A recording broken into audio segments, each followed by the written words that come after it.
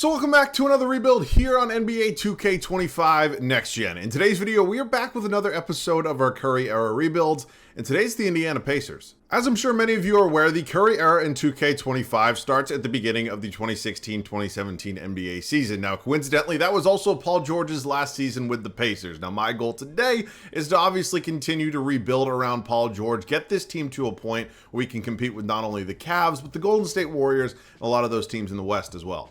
There is a decent amount of talent on this team already, and I'm very excited for this one today. But before we do get into the rebuild, as always, let me know any other video ideas down below in the comment section. We are slowly but surely making our way through these Curry era rebuilds along with the trading every player rebuilds, and I am trying to mix in some more challenges as well. So let me know any other video ideas down below. But I'm excited for this one today. This was a very fun kind of era of basketball that I remember quite well, and I'm not gonna lie to you, I kind of miss it. But excited for this one today. Let's get into it.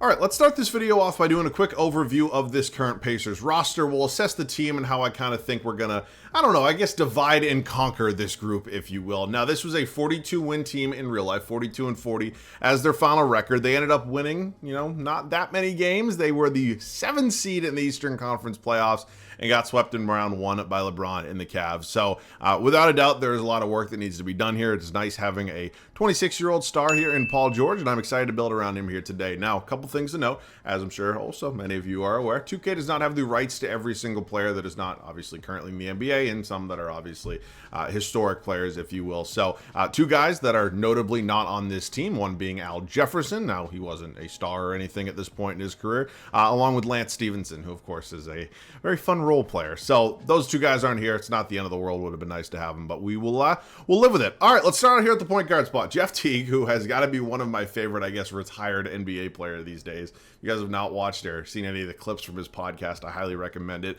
Jeff Teague might be the first player in NBA history to down talk how good he was, or downplay how good he was, if you will. Jeff Teague was really good for a really long time, and I don't know why he talks about himself like he was a bum, because he just certainly was not, but we'll see what we're going to do with him here today. Now, Aaron Brooks at the backup point guard spot, veteran player, 74 overall, on a 1-year expiring deal. Probably not in my long-term plans, just considering the age and contract, but we'll keep an eye on it. We head to the shooting guard spot. Monte Ellis had some good years with Indiana. At this point in his career, he's 30. He's a 74 overall, and his best years are unfortunately behind him. So that contract is nothing crazy, but it is certainly a decent chunk of change. So we will figure out what we want to do with him here today. Now, Rodney Stuckey, similar, basically identical in terms of overall and age to Monte Ellis. Monte is probably still the better player, but 1 year, $7 million remaining for Stuckey. I have no idea who Brandon Warren is. He's just an auto-generated filler on this team. Now, Paul George is the star. He is the head honcho of this team. He is the guy that I am going to hope can lead us to the promised land. I am not going to be trading him to the Oklahoma City Thunder today because I want to keep Paul George very, very badly. Yeah, Glenn Robinson the third behind him. Could be a nice role player, only 22 years old at that 74 overall. A little bit of room for growth there. I had no idea Georges Niang was ever a Pacer. I don't know if that makes me a casual. I don't think it does, but yeah, he's here. Could maybe be something for us today if that overall continues to go up. You could ignore whoever the hell Steve Boyd is. We head to the power forward spot with Thad Young, who actually had some pretty solid years in Indiana, if I'm remembering correctly. Now, he's 28. Not sure if that overall is ever going to go up too much, but he's locked up on 2 years, basically $29 million.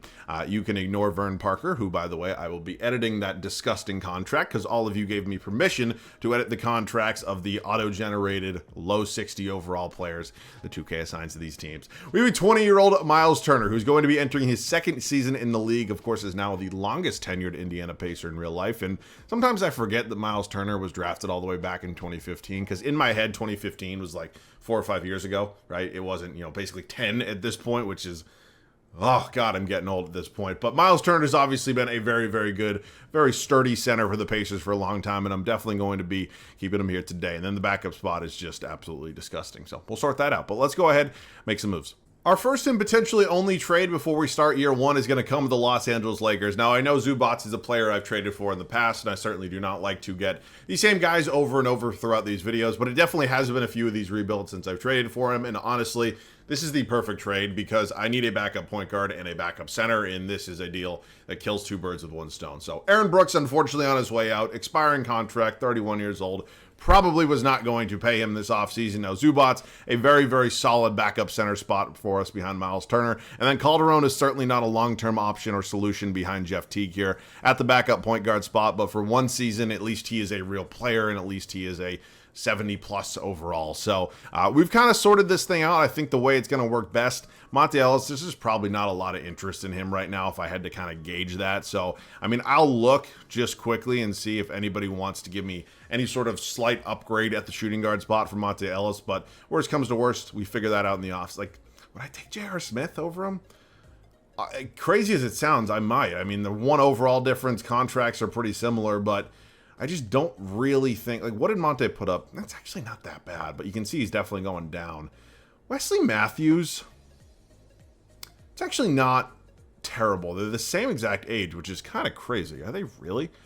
All right, Danny Green as well, another option here. So we're getting some decent players. They're all kind of within like the similar realm of overall to what Monte Ellis is. But you know what? Let's go ahead and pull the trigger on the deal here for Wesley Matthews with the Dallas Mavericks. Of course, not giving up any significant draft capital is kind of the biggest thing for me. Now, Wesley Matthews does make about $7 million more annually, so something to keep an eye on, but I don't think it's going to be too hard to move off him if we have to. So welcome to the team, Wesley Matthews, 2 overall upgrade from Monte Ellis. Let's set that rotation. All right, it is year 1 here in Indiana. This is a team that, although has some talent, I don't think we're quite ready to compete with the best of the best yet. Now, I don't want to completely rule us out because I do think this is going to be a playoff team, but I'm just not really sure where we're going to fall. 7 seed in real life might be around there, honestly, here in 2K. Here's how it's going to look. It is Jeff Teague, Wesley Matthews, Paul George, Thaddeus Young, and Miles Turner. Probably not a lot of surprises there, 1 through 5. Bench unit will be led by Glenn Robbins, and the third, of course, Ivica Zubac, we traded for. Going to be my new backup center. We got Rodney Stuckey here. Georges Niang, I moved him to the power forward spot, maybe his more natural position anyways, pushing 6'9". And then finally, Jose Calderon rounding out the 10-man rotation. Again, it's going to be a 1-year solution for us, but it was a good trade. So I don't know if I'm excited for this season. Nate McMillan leading the charge with this group, and let's just sim through it. I'll see you guys at the end of it. Now, I understand this is the Curry era, and Curry's probably one of the best 2 or 3 players in the world at this point, and obviously he's just winning an MVP right here. But Paul George should be in the conversation. I don't know what his numbers look like, but leading this team to 61 wins is one of the crazier things I've seen so far throughout these rebuilds. And that is exactly what happened here as we wrap up the first regular season. So Steph was incredible, not taking a single thing away from him, but end of the day, I think PG deserves some love. Embiid, Sullinger, Antetokounmpo, Jokic, Greg, 73 and 9. Jesus Christ. Okay, we are not even the 1 seed in the East. I'm just looking at the playoff bracket right there. We are 1 game behind the 62-win Cavaliers, and we're going to have the Detroit Pistons in round 1. So, wow, 271 plus win teams. You do not see that one very often. Actually, you don't see that one ever. Yeah, Paul George was absolutely fantastic for us. He is certainly in the MVP race. Obviously did not win it because Steph Curry was also just incredible, but that's an insane season out of PG. Jeff Teague, Miles Turner, Wesley Matthews, Trae Young, I see T. Young, I assume it's Trae Young. Thaddeus Young, Ivica Zubac, Stuckey, Robinson, Niang, and then Calderon. Rebounds per game led by Miles Turner, and then assists going to be Jeff Teague. So, yeah, I mean, we're in this thing. I thought we were going to be around a 7 seed, and instead we are facing a 7 seed. And that 7 seed is the Pistons here. Reggie Jackson, KCP, Marcus Morris, Tobias Harris, Andre Drummond. Yeah, this was an interesting era of Pistons basketball. The one led by Andre Drummond when he was like widely considered like a top 5 center in the league. And it's not to discredit Andre Drummond. He's an incredible rebounder. Not going to be a Hall of Famer or anything, but pretty good career. All right, we sweep them. Now moving on to the Toronto Raptors, who I'm not going to lie to you, I have seen them win a few championships here in year 1 throughout these Curry rebuilds. So I'm not going to downplay this team at all. I've done a Raptors rebuild already, and they're pretty good. So let's see what happens here. We drop game 1 at home, do win game 2, lose game 3 on the road, and game 4, and we get bounced in 5. Unfortunate ending to what I would say was a really promising overall season for us. So let's just check out the second round stats. Looks like PG's scoring went down, same with his field goal percentage. Young, tough series for Jeff Teague. Yeah, if Rodney Stuckey's your third leading scorer, no disrespect, you're probably not going to be doing too much. Tough series for Miles Turner as well, and Wesley Matthews. So yeah, just overall, Toronto was probably a better team. Warriors, Cavs, anybody surprised by that? And Steph Curry getting his first career finals MVP a little bit earlier than he did in real life. Okay, it is time for the first offseason. Did Calderon retire? Not that we're probably bringing him back. I'm just curious.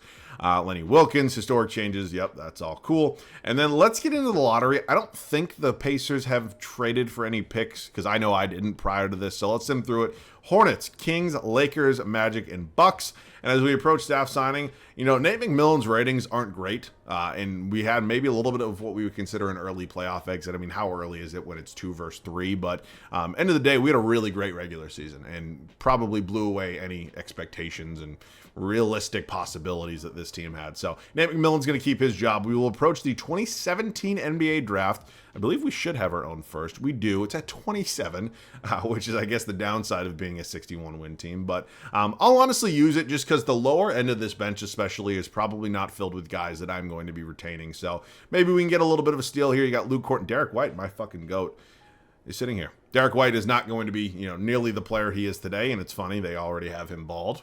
It's kind of funny.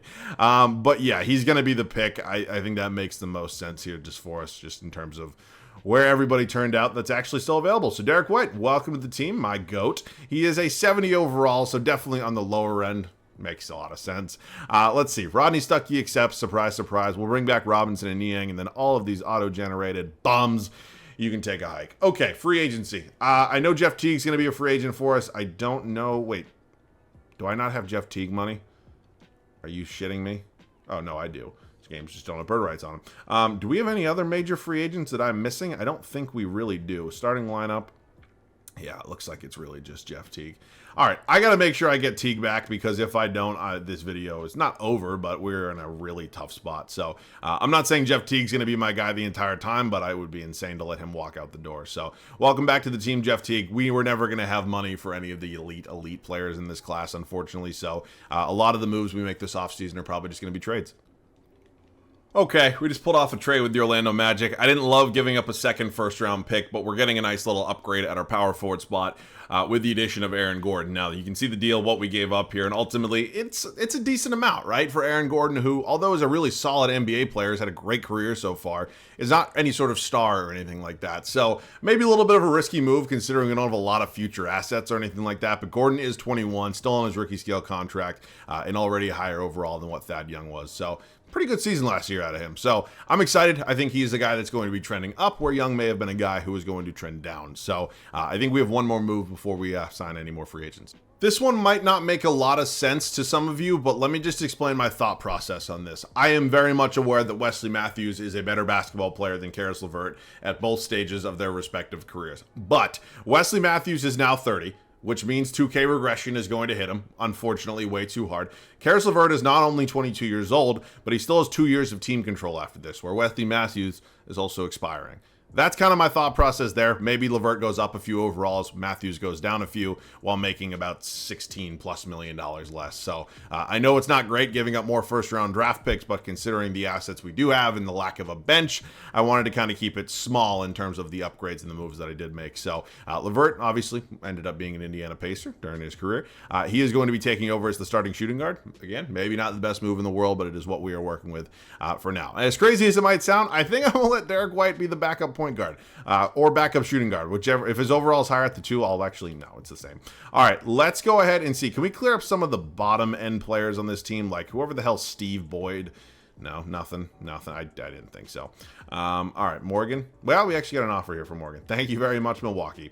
All right, let's see what we need in terms of some backup. So I'll just let Derek White. I know he's low overall, but it's fine. Need a backup shooting guard. Good at the backup small forward spot. Honestly, good with power forward and center as well. So let's see what we have in here in terms of options at the shooting guard spot. They're not great. Point guard options are actually a little bit better. I can actually work with this. And then Derek White's overall did remain the same at shooting guard, so I'll just move him there. So honestly, like Rondo could be a fun addition. He's probably going to regress. Michael Carter-Williams is a restricted free agent, and of course we all know that he didn't end up really doing too much, especially after his unbelievable rookie season. But you know what? At least he's young. Wait, I have $40 million in cap space? Where did I get $40 million in cap? Oh, that's where I got $40 million in cap space, because I traded away Thad Young and Wesley Matthews. Okay, shit. I didn't even realize that. You know, let me bring in a guy like Andre Roberson. Actually, you know what? No. Let me be smart about this. Let me save my money for next offseason. That's what I'm going to do. Like, it doesn't make any sense right now for me to go ahead and just completely blow all of this, because all the really good free agents are gone, and that would just be stupid. All right, Michael Carter-Williams, going to be a stopgap for 1 or 2 years, but you know what? It's cool enough. I'll see you guys at the start of, year number 2. After last season, I think there are a lot of possibilities with this group. I don't think we're up there with Cleveland and Golden State and San Antonio and all those teams, but a 60-plus win season just a year ago, and we got better, in my opinion. So I'm excited. I'm excited to see what this team can do. Think we could be fun. Jeff Teague, Karis LeVert, who is now up to a 77 overall. Looks like that Wesley Matthews trade ended up being a W for us. Paul George, a 92. Aaron Gordon up to an 80. And then Miles Turner, who is now an 85 overall. Just beautiful. Glenn Robinson will remain our sixth man. Of course, still got Zubats behind him. Michael Carter-Williams, who we brought in. Georges Niang, and then Derek White rounding out the 10-man rotation. So maybe still don't have a lot of quality depth with this group, but I like the starting five. I think it's a fun team. I'll see you guys at the end of year two. Year two is over, and we ended up falling back down to earth a little bit. 53-29 is the record. It is not the worst season in the world, and maybe a little bit more realistic given the team that we do have, but I'll still take it. Now, LeBron James still in Cleveland. He's your MVP. Lonzo Ball seems to win Rookie of the Year in Orlando every single time throughout these videos. It's always Orlando. Ben Simmons, your sixth man of the year. Giannis wins another DPOY. D'Angelo Russell, most improved.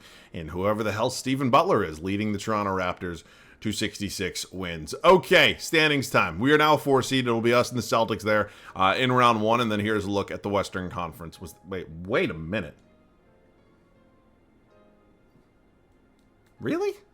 Okay, so they lost Steph. They always somehow lose Steph, but really? 46 wins, even with that big, that's kind of crazy. All right, let's go over some numbers real quick. Paul George, again, was just absolutely fantastic for us. Jeff Teague, really consistent. Aaron Gordon, approaching, his role with this team, and he's done a really good job. Miles Turner, Karis LeVert, Zubats, Robinson, MCW, Niang, and then Mr. Derek White. Rebounds was Turner. Assists going to be Jeff Teague. 7 a game, not bad.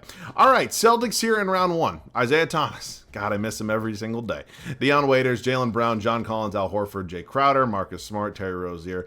Those were fun years for the Celtics. I miss it every day. All right, up 3. I'm getting ahead of myself. We're obviously much better now. We do sweep the Celtics, though. Bit of a surprise. Toronto's the 1 seed. They obviously knocked us off last year, and we're looking for a little revenge. I don't know if that's really going to happen, though, because they're a lot better than we are. But here goes nothing in round 2. Quickly down 2-0. Do win game 3 and 4 on our home floor. We go down 3-2. We get bounced in 6. Second round looks like it's our ceiling as of now with this core. And Joel Embiid, finals MVP. All right. Let's head into our final offseason. We obviously are in an interesting spot because we have a good enough team, but we don't have a great team. We have a core that is pretty good, but we don't have like anything that jumps out at me as truly amazing. So I'll be kind of cautious, but we should have a little bit of money to spend, and I think we can maybe do something here. So the question is, do I keep Nate McMillan? Steve Kerr's sitting here. Don Nelson. I think this could be a good style for video. It's been is this Brad Stevens? Bernard Stevens? Okay. I think this could be a good style for video. And I say that because we might not end up having one of the best teams I've ever made. Nate McMillan probably doesn't deserve to lose his job, and I'm not going to sit here and tell you that he does. But if we can maybe get a perfectly rated coach, I think it would benefit this group a lot. So let's approach the draft. Almost 100% positive I traded my draft pick this year. We have the 11th overall pick in round 2. I will move it for, that's fine. Okay. Team player options here, real quick. Paul George declines, no surprise there. We're running back everybody here. So PG obviously going to have to re-sign him, but I'm hoping we're able to save a little bit of money and maybe get one of these other stars here in free agency. So Paul George only has one offer so far. It is from the Bucks. It is not a real offer. And what I'm going to have to do right now is consider who is a realistic possibility for this team. Joel Embiid's not going to happen. He's restricted. DJ, Anthony. I'm thinking Isaiah Thomas. I understand Isaiah Thomas obviously fell off pretty hard after, some of his injuries and he was traded to Cleveland, but I think at a 91 overall, he'll still be a really beneficial player for this team, and I do think that would allow us to maybe move on from Jeff Teague and then still be able to go ahead and get a valuable player in return. So I got to make sure I time this right because I obviously want to get both these guys. So Paul George, if I give him that, we have about 39 million left in cap space, and then Isaiah Thomas hopefully could land him on that. I'm just hoping we'll get both of them because I'm going to rule out LeBron and Russ, right? There's probably no way either of them is going to come to Indiana. Boogie Cousins certainly could be fun, but I'm pretty comfortable with Miles Turner, so let's just see. We end up getting them both. That is great. Now, Aaron Gordon has an $11 million cap hold. I want to see if I can keep that. I think I'm going to have to go ahead and trade somebody before I do that. So let's just see who's making too much money. Unfortunately, it's probably Michael Carter-Williams, but I could also consider a Jeff Teague deal before I do this if I'm going to acquire somebody who's making less money. So let's just look real quick. Either probably shooting guard, I would say. LeVert can move to the bench unit. So shooting guards, not making, ideally, you know, a shit ton of money right now. Like, I don't think Booker... No, there's just no fucking way. Well, I mean, the value is not really that far off. I mean, if I can get Booker, I'm doing this 10 times out of 10. Can I just get it done with draft picks? I mean, this would be insane. No. How about a player? Like, you want Georges Niang?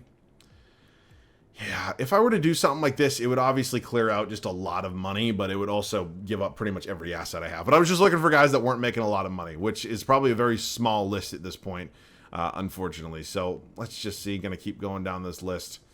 Brogdon. Jamal Murray. What are the numbers? I take Jamal Murray. Now, does Denver have the money is the question. They might. Can we get this done? I think we could. I do. No. How about if I give up Niang? Shit. No, definitely not Miles Turner. Michael Carter-Williams. Okay. That clears up the money, which means we should be able to keep Aaron Gordon right now if I go ahead and do not renounce him. We also don't have to renounce Glenn Robinson. Obviously, George and Thomas are hopefully going to be the two guys kind of leading the charge for us, though. So I got to make sure Aaron Gordon, shit, he has offers right now, and he's probably going to accept that. So I'm going to do something a little crazy right now, just give him way too much money. We are not going to accept. We are not going to renounce. And we're good here. Still got George and Thomas. And then one more day of this. Again, just going to wildly overpay Aaron Gordon right now. Not really sure why I'm doing it. Just got to make sure he accepts it. All right, decline that. Don't renounce this. Don't renounce that. Get George, get Thomas. And then now we can pay Aaron Gordon. So let's just go ahead and like 20 million annually. That cool for you? Cool. Welcome back. All right, we have some moves to make. We are signing Kyle Anderson to a 2-year, $14 million contract. I'm not sure exactly what position he'll be playing off the bench. Probably going to be small forward. It is likely we are going to move Derek White back to the point guard spot, and he will, you know, go down a singular overall, but we do need to find ourselves a backup point guard, and he's likely going to develop a few by the time year 3 kicks off. So we're good with Murray. We're good with LeVert. We now need to find ourselves a backup power forward, but we're pretty content everywhere else. So the power forward options are not great. We're working with a Kardashian and a bunch of, I guess, G League players. So, yeah, this is not exactly ideal. Well, this sucks. Is this... It's Jeremy Grant. I'd throw some money at Jeremy Grant. Like, if he wants to. I know he's going to probably go down in overall if I move him to the power forward spot, but considering what the other options were, probably about as good as it's going to get. Or if Anderson, no, he goes down to Grant stays the same. All right. You know what? This is about as good as it's going to be. I think we're in a position now where we have clearly the best team so far that we've made throughout this video. And I think this team has enough talent to hopefully get over the hump. So I think I'll see you guys with the rotation at the start of year 3.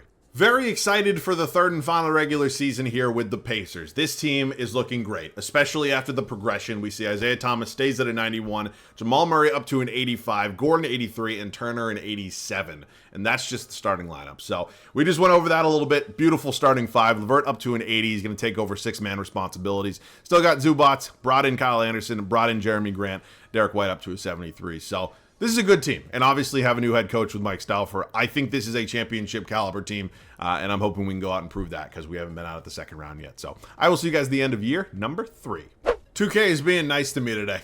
They are being very, very nice to me so far. I know we haven't had the playoff success to maybe cap it off as one of the greatest and most nice videos 2K's ever given me, but 74-8 in our final regular season gives me a lot of hope for the possibilities with this team. Now, Russell Westbrook joins the Dallas Mavericks. He averages a triple-double, and he's your MVP. Can you imagine him and Luka both in their prime? Just hypothetically, of course. That would be insane.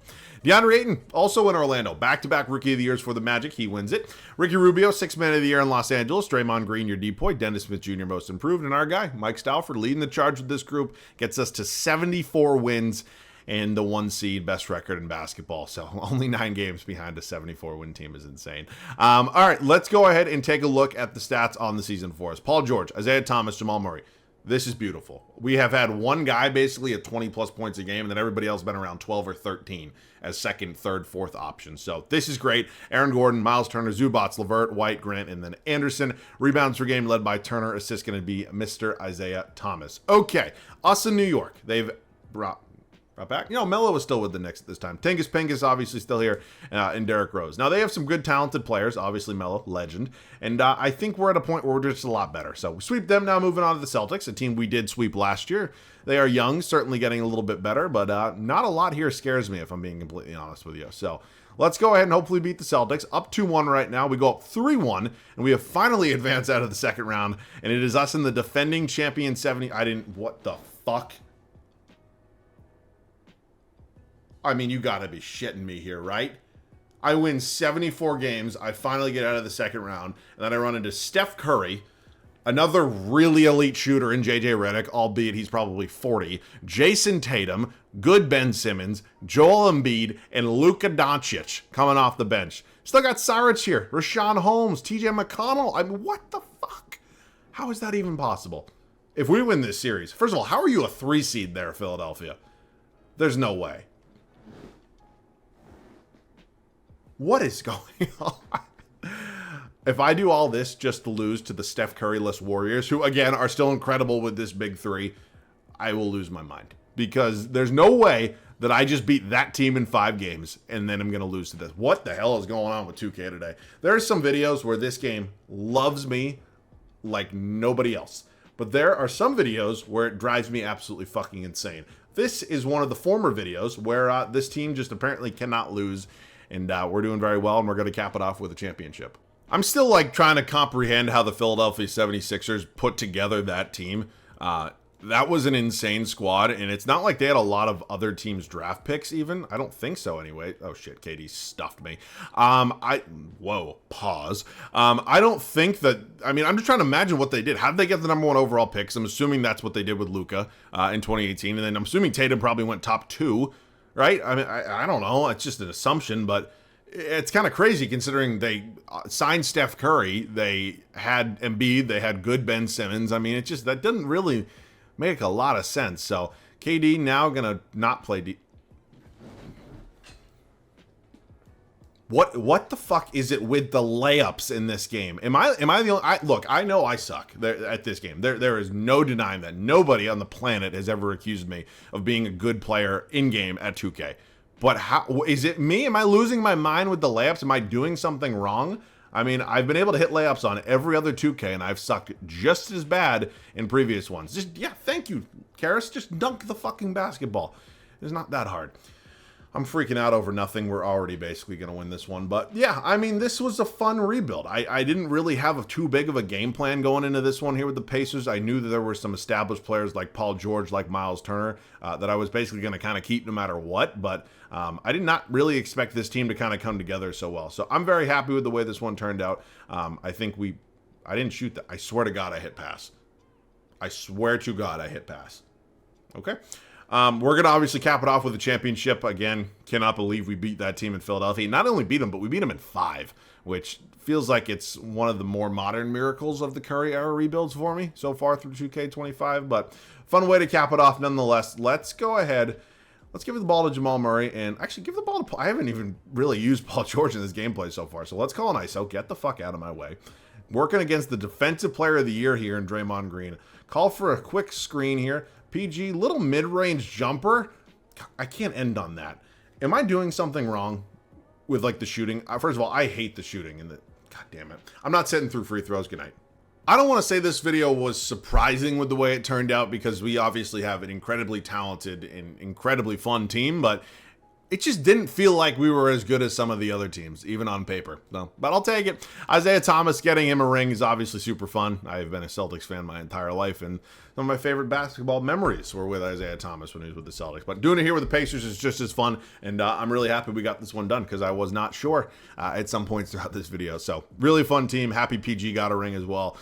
This entire, well, outside of Gordon, Murray, and nobody else on this team. Oh, Derek White does now, but yeah, I think that's it for guys who actually have rings in real life. I'm getting way too carried away. This video has been long enough. I hope you guys enjoyed. Let me know any other rebuild ideas down below in the comment section. As always, thanks so much for watching. I love you guys. I'll catch you guys all in the next one.